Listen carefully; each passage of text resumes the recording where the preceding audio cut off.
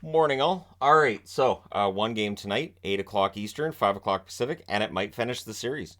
For Carolina, they have to win four in a row. There's no way around it. If they want their season to continue, if they want to go to the Stanley Cup, they have to win four in a row. I did a video not too long ago on 3-0 down and how rare comebacks are, and all of a sudden today that video is noteworthy as well. So for the Carolina Hurricanes and for Florida, I put all of the Stahl brothers up there today. So on the Carolina side, Jordan Stahl is going to want to deny his brothers a ticket to the final tonight. 2 goals, 6 assists for Jordan so far in these playoffs. Eric Stahl has a goal and an assist. We have not seen a point for him against his former team as of yet, but I would say that that could happen tonight. Wouldn't surprise me. Mark Stahl has yet to record a point in these playoffs. It's not really his game. He's a defensive defenseman. And so tonight we could see Mark and Eric punching their ticket into the Stanley Cup final. The interesting thing is when you look at the goaltender numbers, just on the surface, Anderson's are a little bit better. 937 save percentage for Anderson, 935 save percentage for Bobrovsky. But if you look at it in this series, Bobrovsky 978 save percentage. So, yeah, Bobrovsky's numbers have been coming up a lot. Carolina getting very frustrated with their inability to put the puck in the net, which it seems like that's what sinks them. The one caveat here, of course, is any team that loses in the playoffs always gets outscored by the team that they lost against. So there's that side of it too. Like, they can't win because they can't score enough goals. Well, that's basically the case with everybody. So yeah, we'll see tonight whether or not Carolina breaks through. Maybe they get a few goals, at the very least, force a game 5 at home. Right? No garbage on the ice in Dallas anymore, please. But Florida is encouraging rats on the ice, as was stated on Twitter this morning. That's the difference between being up 3-0 in a series and down 0-3 in a series. The rally towels for Florida proudly around the rats and throwing the plastic rats on the ice. So it's a nice 1996 callback. I'm sure it's making the fans happy. The thing is, I remember when the NHL decided they'd had enough of that and they banned that, and they were going to give out penalties for that. Apparently it's forgotten for now. It's another run. It's almost 30 years later. Maybe they've forgotten. All right, so speaking of trash being thrown on the ice, Dallas fans last night, it was a rough one. And the Stars president and CEO on Twitter, through the team's official Twitter account, posted an apology to the Vegas Golden Knights and the National Hockey League for the actions of those fans that threw trash on the ice and trash on the players from the Vegas Golden Knights while they were headed down the tunnel. So that happened. Hopefully that doesn't happen again in Game 4. But Jamie Benn may not be in Game 4, probably won't be in Game 4. He has a hearing today for the cross-check on Mark Stone. There's no defending that cross-check. I've seen some trying, but I think they're just trolling because you can't defend that cross-check. That cross-check was bad. Benn also refused to talk to the press after the game, which I don't think is very, very captainly of him. So I understand that he might have been upset about being thrown out of the game, but he got himself thrown out of the game. It was a legit penalty. You have to suck it up. You have to get in front of the press, and you have to talk. It's your job as the captain. You are the face of the franchise on some level. After a playoff game, you talk to the press. And I've talked about this, how, you can't just, the whole pat answers thing and why they give those pat answers. I'm not saying you would have said anything other than pat answers like, I have to be better, I feel bad, I'd like to apologize to my teammates. But you got to say something. You can't just run off to your car and drive off while your teammates are staying behind and answering questions about what you did. So that's the thing. Benn rightfully should be suspended. It should be multiple games, but based on the track record for the NHL, based on Pietrangelo getting one game, it'll probably be one game for Benn, which will probably be the rest of the series. And if it's multiple games, like I said, that would be fine. But I think the standard shows it'll probably be one game.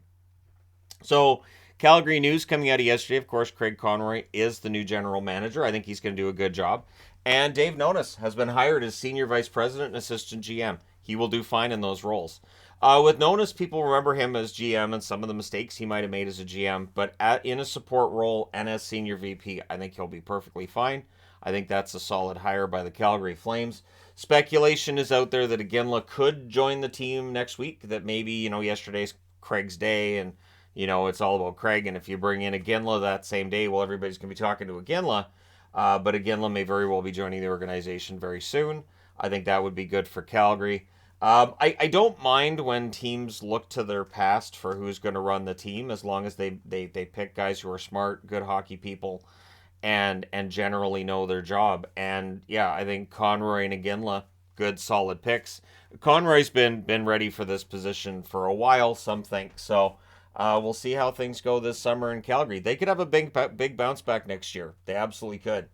Now, in the AHL, Rochester wins last night. They win in Hershey, game one. And so they take home ice away from Hershey. It is the best of seven conference final. And game two will be tomorrow. That is also when the Western Conference final gets started between Milwaukee and Coachella Valley. So it is interesting to me that on one side you have Milwaukee, which is, yeah, I mean, they have a long history in the AHL, but Coachella Valley, of course, brand new. And then on the other side, you got Rochester and Hershey, two of the more storied franchises in the AHL.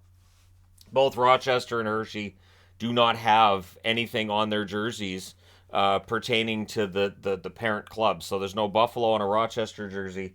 There's no Washington on a Hershey jersey.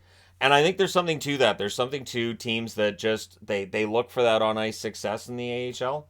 The Chicago Wolves are another one. They're, of course, rumored to be going independent next year. We'll see how that works out in the AHL. But at any rate, yeah, Rochester wins game one. We'll see how they do in game two tomorrow. So I looked around online to see if anybody else is reporting this, and they aren't. So I'm not going to put this in the title of the video necessarily.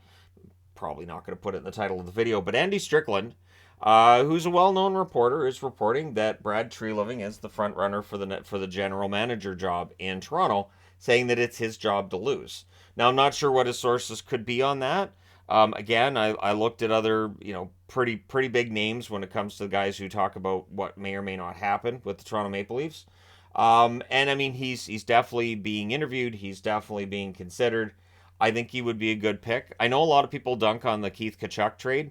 I think the mistake really this season, I don't think it was the Tkachuk trade as much as holding on to Daryl Sutter when it was clear it wasn't working and a change needed to happen. I think under a new coach, I think they can have a big bounce back. I would look at it like the year after John Tortorella was hired here in Vancouver and then fired. The year after he was gone, the Canucks had a huge bounce back, in part because Tortorella wasn't behind the bench. And I think that would be the case with the Flames as well. That without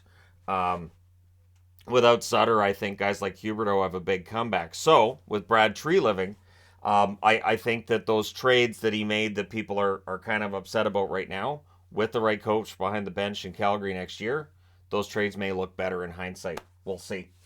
So the bidding process for Ottawa, I thought was over, and there's a lot of people who thought it was over, but apparently the Nico Sparks group, which of the final bids for the team is seen as the least likely to win it, still trying to raise more funds.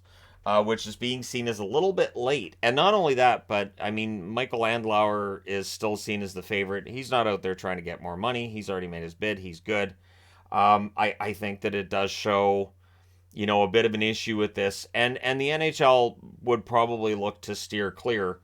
If you're going to make a bid and stick to that. And while I understand what they're trying to do, I do think it looks. It doesn't look great for them. So we'll see what happens. I think we're going to know who the new owners are maybe by this weekend, maybe by next weekend. There's been also some complaints about the NHL maybe dragging this out to get more money. But, I mean, for owners of other teams, they're looking at this Ottawa Senators sale and saying, hey, if this sale goes for over $1 billion US, that's going to make my team worth more money too, if that team is suddenly worth over $1 billion. So for the National Hockey League in general, this is a huge sale that could say a lot for how the next expansion fee would be. How much money do you charge the next expansion fee? Again, if the Sens are worth over $1 billion, maybe it's $1 billion US for the next bid, right? And if there's two bids that you're going to accept, that'd be $2 billion. NHL owners like money. This is the thing, right? So let me know your thought. And with expansion money, they do not have to share it with the players. They made sure they had that in the CBA this time around. Even though there's just the one team coming in, I get the feeling that they wanted to leave the door open in case they decided to expand again.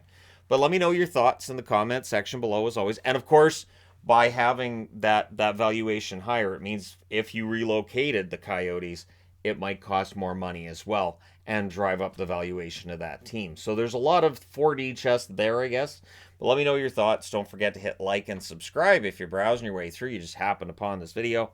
Thank you guys so much for watching, for all your support. I will talk to you again soon.